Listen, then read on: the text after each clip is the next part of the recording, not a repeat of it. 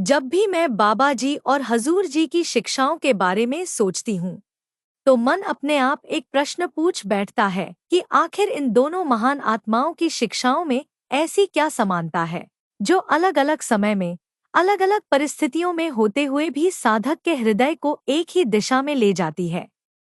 क्या यह केवल शब्दों की समानता है, या फिर इसके पीछे कोई गहरी आत्मिक सच्चाई छिपी हुई है?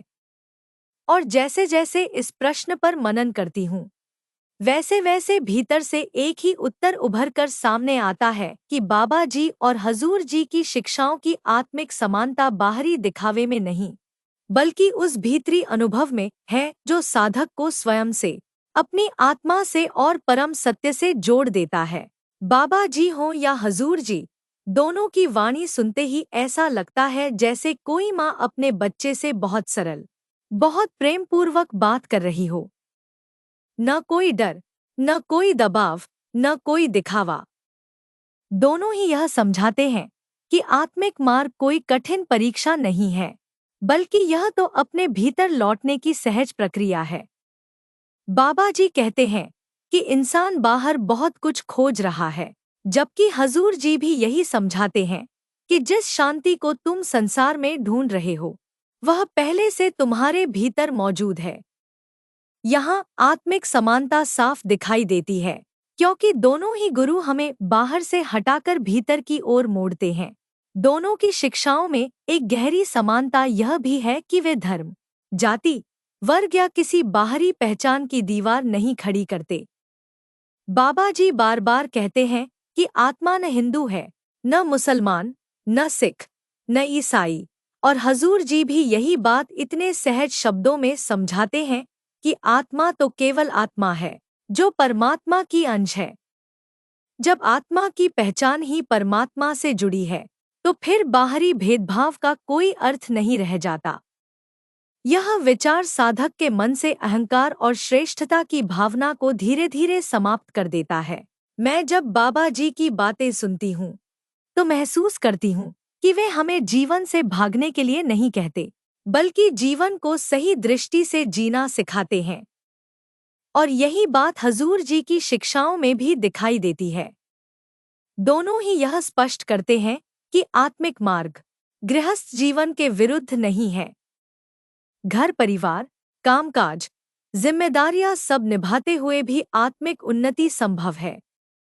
यहाँ समानता यह है कि दोनों गुरु संतुलन सिखाते हैं, न त्याग का दिखावा, न संसार में डूब जाने की अनुमति, बल्कि बीच का वह मार्ग जहाँ मन शांत रहता है और आत्मा जागृत होती है। नाम सुमिरन और ध्यान की बात करें तो बाबा जी और हजूर जी दोनों ही इसे आत्मिक यात्रा की नींव बताते हैं। बाबा जी कहते हैं कि बिना अभ्यास के ज्ञान केवल शब्द बनकर रह जाता है, और हजूर जी भी यही समझाते हैं कि वास्तविक परिवर्तन अनुभव से आता है, केवल सुनने से नहीं। यह आत्मिक समानता बहुत गहरी है, क्योंकि दोनों ही गुरु साधक को स्वयं प्रयास करने की प्रेरणा देते हैं। वे किसी चमत्कार का लालच नहीं देते, बल्कि यह बताते हैं कि आत्मिक उन्नति एक नियमित, धैर्यपूर्ण और प्रेमपूर्ण साधना से होती है। दोनों की शिक्षाओं में प्रेम को सर्वोच्च स्थान दिया गया है। बाबा जी का प्रेम कठोर अनुशासन में भी झलकता है, और हजूर जी का प्रेम सरलता और विनम्रता में। लेकिन लक्ष्य दोनों का एक ही है, साधक के भीतर प्रेम को जागृत करना। ऐसा प्रेम जो अपेक्षा रहित हो, जो सेवा में प्रकट हो, जो क्षमा में दिखाई दे। यहाँ आत्मिक समानता यह है कि दोनों गुरु प्रेम को भावना नहीं, बल्कि जीवन शैली बनाते हैं। सेवा के विषय में भी बाबा जी और हजूर जी की सोच एक सी है। दोनों ही यह नहीं कहते कि सेवा केवल संस्था या आश्रम तक सीमित हो। वे समझाते हैं कि सेवा तो हर उस स्थान पर है जहाँ निस्वार्थ भाव से किसी की सहायता की जाए। बाबा जी सेवा को अहंकार को गलाने का साधन बताते हैं, और हजूर जी भी यही कहते हैं कि जब हम बिना नामयश की इच्छा के सेवा करते हैं, तब मन अपने आप हल्का होने लगता है। यह आत्मिक समानता साधक को भीतर से शुद्ध करती है। एक और गहरी समानता यह है कि दोनों गुरु कभी भी डर के माध्यम से मार्ग नहीं दिखाते। न नरक का भय, न दंड की धमकी। बाबा जी कहते हैं कि परमात्मा प्रेम है, और हजूर जी भी यही बताते हैं कि परमात्मा कोई न्यायाधीश नहीं, बल्कि करुणा का सागर है। जब साधक यह समझ लेता है, तो उसका ईश्वर से रिश्ता डर का नहीं, प्रेम का बन जाता है।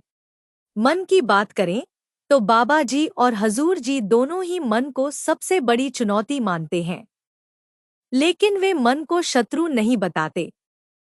बाबा जी कहते हैं कि मन को समझो, दबाओ मत, और हजूर जी भी यही कहते हैं कि मन को धीरे धीरे प्रशिक्षित करो।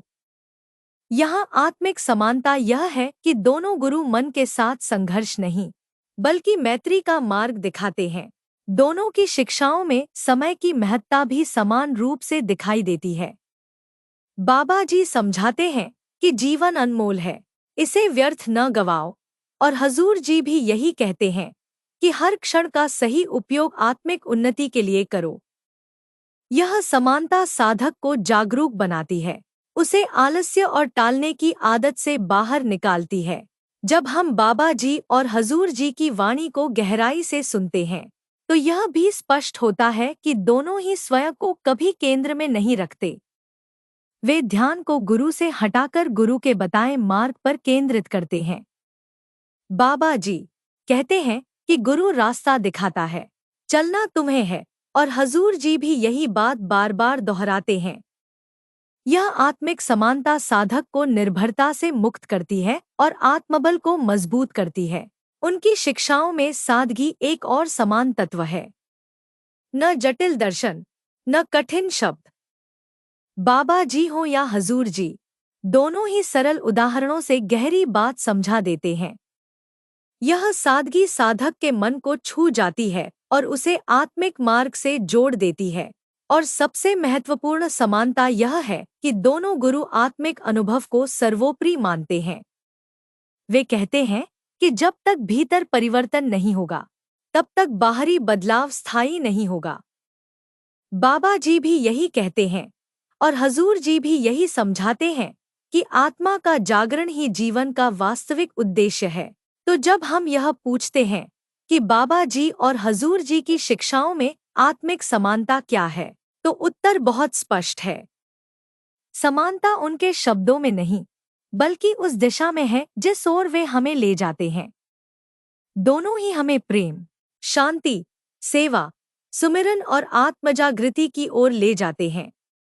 दोनों ही हमें यह याद दिलाते हैं कि हम केवल शरीर या मन नहीं, बल्कि उससे कहीं अधिक हैं। और अब इस विचार के साथ मैं आपसे एक छोटी सी विनती करना चाहूंगी। अगर इस सत्संग विचार ने आपके मन को थोड़ा सा भी छुआ हो, अगर बाबा जी और हजूर जी की शिक्षाओं की यह आत्मिक समानता आपको भीतर से महसूस हुई हो, तो कृपया इस विचार को आगे साझा करें।